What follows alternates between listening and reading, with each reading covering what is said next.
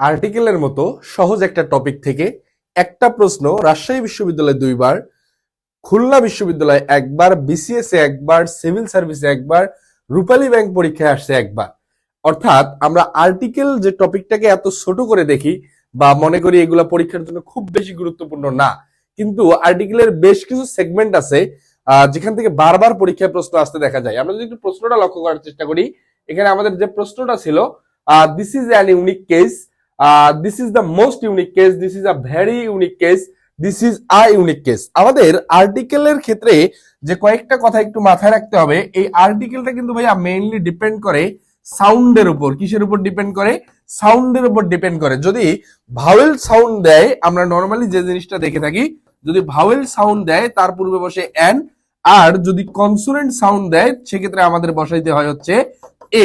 এখন আমাদের মাঝে খুবই কমন এবং খুবই কনফিউজিং এবং না জানার কারণে যে ভুলটা হয়ে থাকে সেটা হচ্ছে আমরা মনে করি যে ভাই ভাওয়েল বসলেই এন বসবে, কনসোনেন্ট বসলেই এ বসবে। বিষয়টা এমন না। বিষয়টা হচ্ছে যদি ভাওয়েল সাউন্ড দেয়, সাউন্ড দেওয়ার ক্ষেত্রে আমি যদি বলার চেষ্টা করি, আমরা যদি বলি এল এল বি, এল এল বি, এই যে শব্দটা আমরা কথার চেষ্টা করতেছি, এখানে এল যে লেটারটা আছে এটা কিন্তু ভাইয়া কনসোনেন্ট। এল লেটারটা কি? কনসোনেন্ট। কনসোনেন্ট হওয়া সত্ত্বেও আমাদের এর সামনে কিন্তু বসাইতে হবে এন। কেন কেন এন বসাইতে হবে? আমার এখানে যে সাউন্ডটা দিচ্ছে সেটা হচ্ছে এল এল বি, এল এল বি, অর্থাৎ এখানে প্রথম যে ওয়ার্ডটা, এই ওয়ার্ডটার সাউন্ড হচ্ছে vowel, but the fact is that লেটারটা দেয়া আছে কিন্তু কনসোনেন্টে। কোনো ম্যাটার না, ম্যাটার হচ্ছে যদি সাউন্ড ভাওয়েল দেয় এর পূর্বে আমি বসাবো হচ্ছে এন। তাহলে আমাদের এখানে যে প্রশ্নটা একটু ব্যতিক্রম প্রশ্ন ছিল, ইউনিক।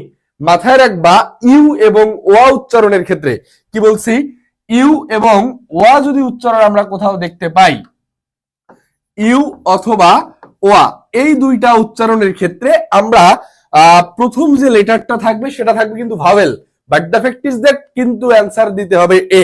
ভাওয়েল থাকা সত্ত্বেও অ্যান্সার দিতে হবে এ। কেন? এখানে আমরা যদি এক্সাম্পল দেখার চেষ্টা করি, ইউনিভার্সিটি, ইউনিভার্সিটি, এই ইউনিভার্সিটি শব্দটার পূর্বে কিন্তু বসাইতে হয় এ ইউনিভার্সিটি। ইউনিক, ইউনিক শব্দটার সামনে ইউএনআই কিউ ইউই, এই ইউনিক শব্দটার সামনেও কিন্তু বসাইতে হবে a unique, but the fact is that এখানকার ইউনিভার্সিটির ইউ, এখানকার ইউনিকের ইউ, দুইটাই কিন্তু ভাওয়েল, তারপরে আমি নিয়েছি হচ্ছে এ। এখন আমাদের আর ওয়ার ক্ষেত্রে আমরা যে এক্সাম্পলটা দেখি সেটা হচ্ছে ওয়ান। এই ওয়ান শব্দটার পূর্বেও কিন্তু আমরা আর্টিকেলের ব্যবহারের ক্ষেত্রে আমরা ব্যবহার করি এ ওয়ান। সুতরাং আমাদের যদি এই প্রশ্নটা একটু দেখার চেষ্টা করি, আমরা একটা বিষয় ক্লিয়ার হইলাম, সেটা হচ্ছে আর্টিকেল ডিপেন্ড করবে সাউন্ডের উপর, নট লেটার। লেটারের উপর কখনোই নির্ভর করতেছে না, নির্ভর করতেছে সাউন্ডের উপর। যদি ভাওয়েল সাউন্ড দেয় এন, কনসোনেন্ট সাউন্ড দিলে এ। লেটার কি অবস্থায় আছে এটা কোনো ম্যাটার না। তাহলে this is an unique case, option number A. আমরা কমন সেন্সে কিন্তু সবাই এটাই লাগায় আসতাম আর কি, most of the student, an unique case, যেহেতু ইউ আছে ভাওয়েলে, but the fact is that U এবং ওয়ার উচ্চারণের ক্ষেত্রে আমি কি নিব? A. This is the most unique case, না বাবা এখানে দাও আমি নিতে পারতেছি না। This is a very unique case, এই ভেরি শব্দটার এখানে কোনো প্রয়োজন নাই। This is a unique case. আমাদের এই প্রশ্নের কাঙ্ক্ষিত অ্যান্সার ডি নাম্বার।